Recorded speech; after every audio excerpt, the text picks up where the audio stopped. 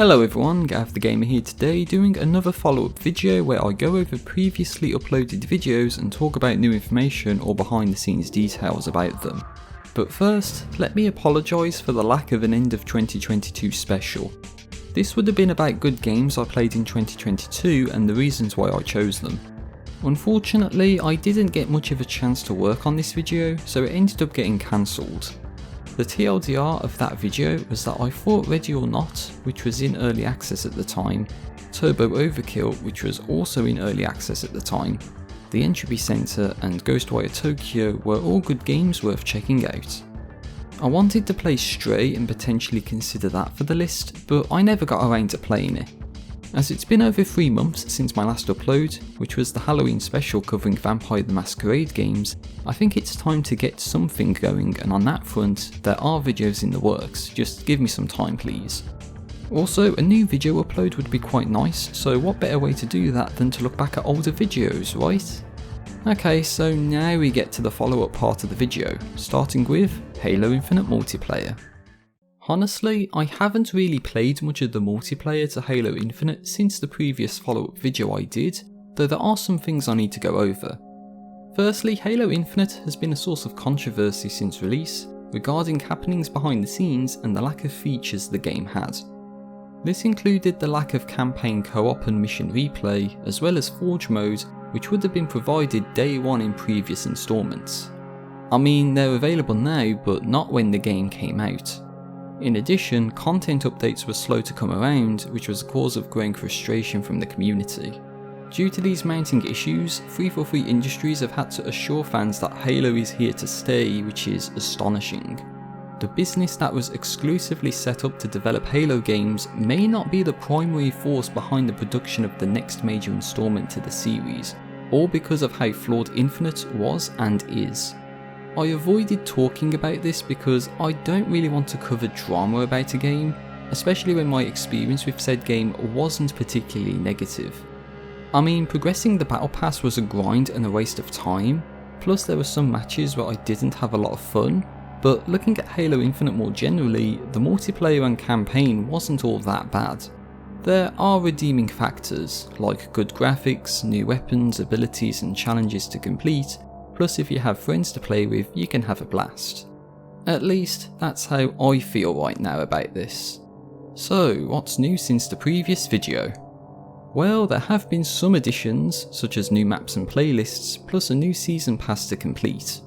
The maps added were Argyle, Breaker, Catalyst, Detachment and Empyrean, as well as new playlists like Team Doubles, Social Skirmish, Ranked Survivors and Community Collection, at least at the time I recorded this footage. My verdict on these additions? I cannot vouch for the playlists, as I don't want to play them quite frankly, but the maps are not bad. However, the AI pathfinding is pretty shit. I actually cannot believe 343 Industries allowed this to pass. The AI either gets stuck in the spawn, or walks off edges to their deaths. And this is OGST Spartan level AI as well. Let's just say I managed to get a legendary medal or two against them. I have to say that I don't want to constantly be referring back to this game in future follow-up videos and talk about every little change or addition. Plus I haven't played this game for some time, nor do I really want to get back into playing it. This may be in part due to a recent decline in live service games such as this, Marvel's Avengers, Back 4 Blood, Crossfire X, Multiverses and more. Take a look at this, 95% of Halo Infinite players quit playing the game after only 4 months of the multiplayer launching. The active player count now is like 2% of what it once was, which is shocking. With that being said, it's safe to say I'm done with the multiplayer for Halo Infinite. I have no desire to go back and play it and cover further updates on the channel. I got what I wanted out of it, maybe with the exception of 2 multiplayer achievements that either require extreme luck or people to play with, and any time I spend playing it would only take away from making videos for this channel, so I think it is a necessary decision to make. One last thing I need to address is the Medic achievement. Thankfully, this is obtainable now. The requirements changed, so now this can be unlocked by playing either Elimination or Attrition, plus can be done either online or offline. The channel Halo Completionist did a helpful video demonstrating an easy way to get this once unobtainable achievement. This view looks quite nice, and so does this one. I think this is a... Fuck! Well, let's continue on to Aliens Fireteam Elite. Much like with Halo Infinite, I don't have a whole lot of information to add, nor is this a game I want to constantly be going back to as well. What I can say is that DLC called Pathogen Expansion was released and the game was taken away from Xbox Game Pass in December 2022. Without paying for the DLC, I can't talk about what I think about its contents, so I won't be talking about it. There's a couple new things to talk about, which is the Fabrication Reprocessor and Hardcore mode. The Fabrication Reprocessor takes in 3 unwanted challenge cards and converts them into 1 new challenge card. That's all there is to say about that. Hardcore mode is a version of the game where you start with a more powerful character, but if they die one time, they're gone for good. It's certainly an interesting mode for people who want a real challenge, but that's not for me sadly. There's a new horde map called Ruptured Cistern and a new mode called Restock Turret at a place called The Tower. Both of these were quite fun and had their fair share of tense moments, even though I played by myself with bots on casual difficulty. Ruptured Cistern moves you from place to place as the waves progress, as you slowly do what is needed for water to flow in Lekasi Tower. Restock Turret's tower is firmly in one location, with Xenos occasionally dropping turret ammo which you use to temporarily activate preset turrets. From what I played, I quite enjoyed it. Of course, there's new cosmetics, but who cares about that? Well, that's about it, let's move on. Now here's a good video, one that I would personally consider a gold standard for the channel, which is about Futurama the game.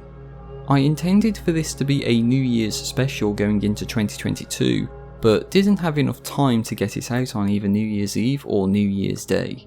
But what was released was something I stand behind, seriously. There were some errors, such as incorrect information I scripted and narrated, and omissions. A couple I can think of include chicken walkers, they weren't ever in the show and I just pass it off like it's nothing, and the Planet Express hangar suddenly being able to house 2 ships instead of 1 because plot progression. Another thing I forgot to mention was when Igna or stationary turrets in Mom's HQ fire at you, the game's frame rate tanks for some reason. Oh, and due to hard drive issues, I lost all of the footage I recorded for this game, Halo Infinite, Aliens Fireteam Elite, and more. However, in the meantime, I purchased a composite to HDMI converter so I can at least record footage from old games without it looking like complete ass. Of course, an obvious question is, why don't I use an emulator and play older games that way? Well, I prefer an authentic experience if possible, so if I have a console and a game, that's the way I'm going to play it. If I don't own the console needed to play a game, or don't own the game, then emulation is the way to go. However, I have a pretty old PS2 and I don't want to risk trashing it to acquire a BIOS from it, as this is needed for a PS2 emulator to work. Yeah, the PS2 BIOS is not provided because of legal reasons, so PS2 emulation is out of the question for me. I believe this to be everything I need to say about this video, please check it out as I move on to something completely different. For some reason, I decided to make a couple montages of lengthy streamed playthroughs from Eternal Knuckles 1993 about Super Mario 64 Randomized and Crash Bandicoot. The Crash Bandicoot one is of more significance to me, as I wanted to do a video talking about betas for this game, but lost all of the footage I recorded as I alluded to earlier. Plus, this may be one of the worst, if not the worst, Crash Bandicoot playthrough I have ever seen. Yes, it's even worse than DSP's playthrough, and that was god awful. The Super Mario 64 montage was made out of curiosity and because James, the streamer behind the channel, wanted a clip of a funny moment from one of his streams with an audio edition. The curiosity factor was to see if all 120 stars were obtainable in one specific seed, where all of the coins, stars and warps are all in random positions. Some things to do looked painful and other stuff was more straightforward. I apologise if some of the text wasn't centred, as this could have been resolved really easily, plus I credit the end song as The Outsiders Crash 1, This Is How You Don't Play outro credits. This actually got the video content ID claimed, so I can tell you the song name is Shiki no Uta by Nujabes.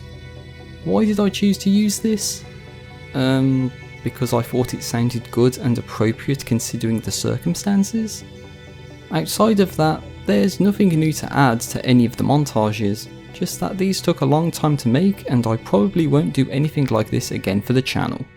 After this came an April Fool's Day special covering Spyro Enter the Dragonfly. Obviously this was meant as a joke, but in all seriousness I could do a video talking about this game in more detail at some point in the future. Other than that, there's nothing I need to go over right now.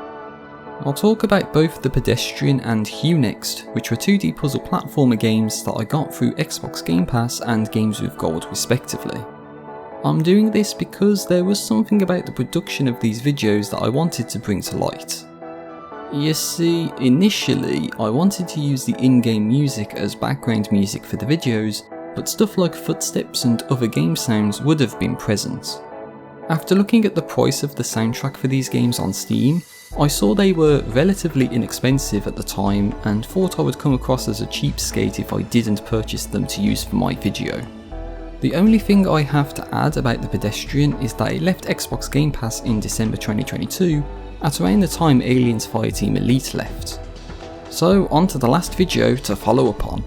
Cinepisode's Emergence. Again, I don't have a whole lot to add, as I believe I said everything I wanted to in the original video. The only thing that springs to mind is with the release of Portal with RTX, I'm hopeful that at some point someone will make an RTX mod of this game to really show how bright this game can shine, or to pray and hope a continuation to this series happens at some point. So that's everything I have to say about all of the videos I have done prior to the Halloween special for 2022. One comment I often find myself making is about being lazy and rushing the videos out to meet arbitrary deadlines, which is not the way I want things on this channel to go. I mean, I've been a little lazy since the Vampire the Masquerade videos, but that's because I spent a solid 2 months working on them, plus I came down with a sickness bug that meant I didn't even get to release all of the videos in the way I wanted to. I guess what I mean to say is, sorry if the videos take a while to come out and if there are preventable errors present. I try my best, given that I am a one-man band and do everything from script writing and narration, video and audio editing, research and all that jazz. Of course, that doesn't mean I can make excuses for my fuck-ups, so apologies for any I have made in this video and previous ones. Well, that's the follow-up video everyone, please let me know what you think in the comments section down below.